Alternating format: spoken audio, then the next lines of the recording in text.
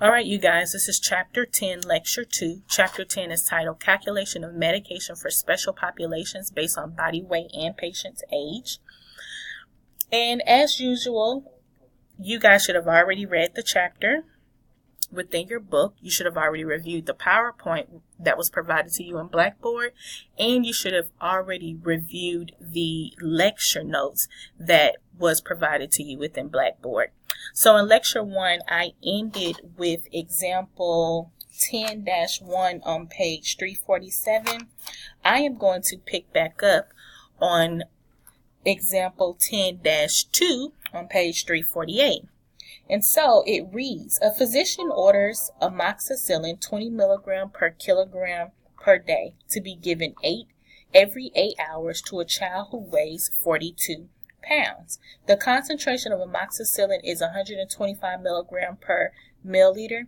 This is actually a typo. The label shows 125 milligrams per 5 milliliter. Make sure you write it correctly. And it states for the first question, what will be the dosage for the day? So, what I've done with all of these word problems, remember I told you guys that these word problems is just a different way of providing you or presenting you a problem, but the process is still the same. So what I did was I pulled out the most important information. So the very first sentence says, a physician orders amoxicillin 20 milligrams per kilogram per day to be given 8 hours to a child. Well, as you can see, I've pulled that information out, and I said RX 20 milligrams per kilogram per day. The next information I pulled out was the patient's info, which is 42 pounds. And then the last information I pulled out was the stock information as far as the label. That label states 125 milligrams per 5 milliliter. So in order to answer question A states, again, what will be the dosage for the day? So basically, in detail, they want you to calculate the dose order.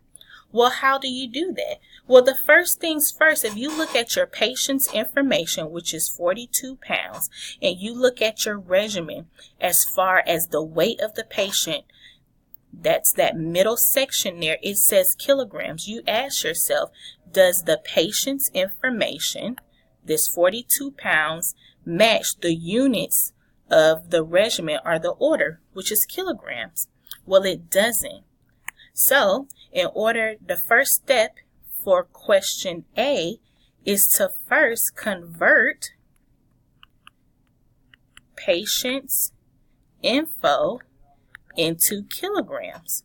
In order to do that, you have to take 42 pounds and divide it by what? 2.2. Pounds cross out, leaving you with 19.09 kilograms. But remember, when it comes to body weight, you always round it to the 10th place. So your answer should be 19.1 kilograms. Well, I'm not done. All I did was I just converted the patient's weight. All right. In order to determine that daily dose, you have to take the patient's weight. Now that it matches the regimen because it's in kilograms, you now need to use the body weight method, which is basically you taking the patient's weight and multiplying by the dose regimen, which is basically, it could be milligram per kilogram or milligram per pounds, whatever the case may be. So now I'm going to take that 19.1 kilograms and multiply that by, what was that regimen? That order was 20 milligram per kilogram. Kilograms cross out.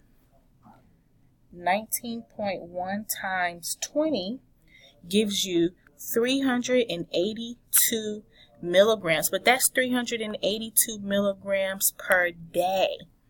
So you know that this patient is taking 382 milligrams per day. So that is the answer for the first question, A. Well, the next question, B, says, what will be the strength of each dose? So they want you to calculate the dose. So instead of calculating the daily dose, just calculate the dose. Well, we know that they're receiving 382 milligrams for the entire day. But remember, based off of that order, they're supposed to receive that every 8 hours. Every 8 hours is what frequency? If you take 24 hours, or divide 8 into 24, that's what? That's 3 times a day. So if I divide that by 3,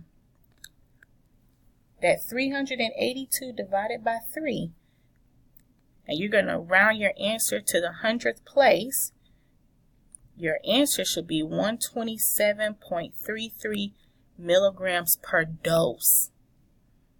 See the difference? 382 milligrams is what the patient's going to receive for the entire day. But the next question, well, how much are they going to receive per dose? Well, it's 127.33 because they're taking 382 milligrams over the entire day, but they're receiving it in 3 different doses. All right. And then your next question, C, says what volume of medication should be given as a dose. So they want you to calculate the volume per dose. Well, you guys already know. So again, you're still calculating dose order. All right. Well, you could take the formula method, dose order over dose available. Well, we already know that they're receiving 127.33 milligrams per dose. You're just trying to determine what volume is that. Well, I'm just going to take 127.33 milligrams over, what's the availability of the drug? 125 milligrams. And you multiply it by the quantity of 5 milliliters. This is how you will calculate the volume that 127.33 milligrams will give you.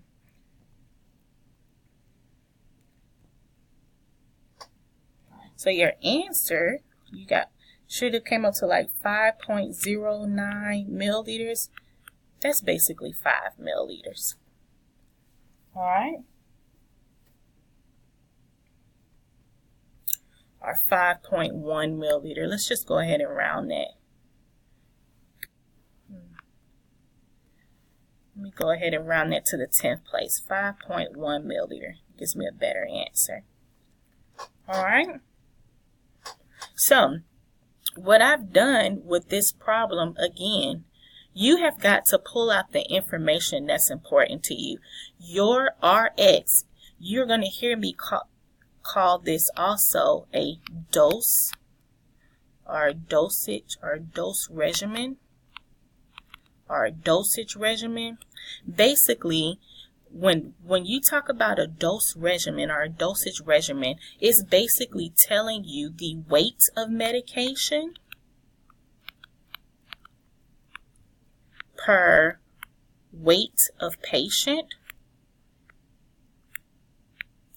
per dose, whether it's daily dose or just the dose per sitting. All right. But as you can see, I pulled that information out. You also see that I pulled out the patient's information, which is 42 pounds. And then, of course, I pull out the availability of the drug.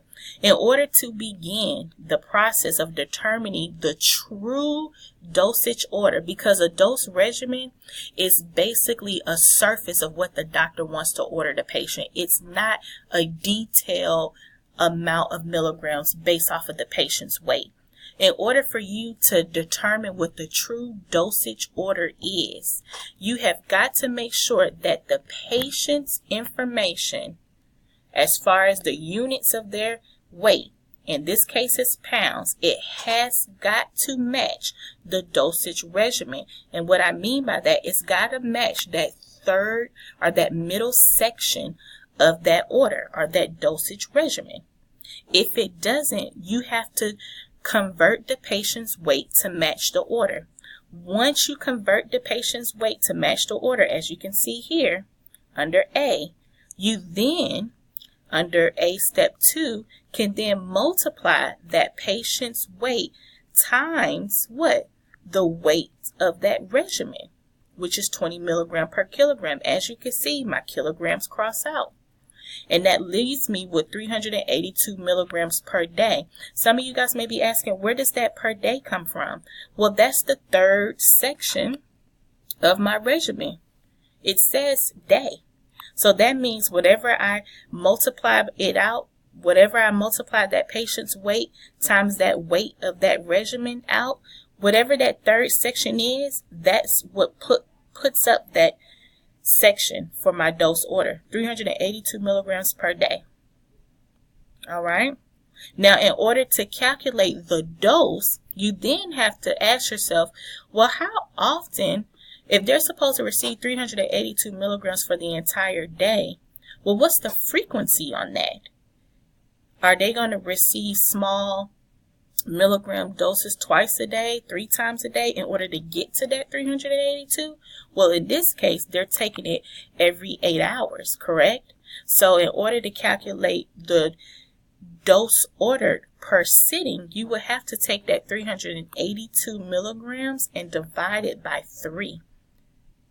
Because every 8 hours means a 3 times a day frequency. So that's how I got the 127.33 milligrams. And then, of course, the last step, I needed to calculate the volume per dose. Well, the volume per dose, in this case, you still can use the dose formula by dose ordered over dose available times the quantity.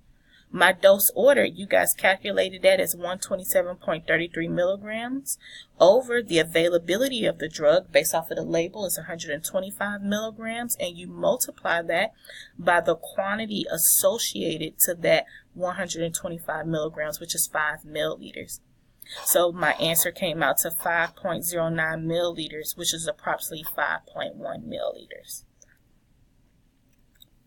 Alrighty. That is example 10-2. We will continue on and we will do some more practice problems in the next lecture. This is the end of lecture 2. Again, if you have any questions, always feel free to send me an email or you can give me a call.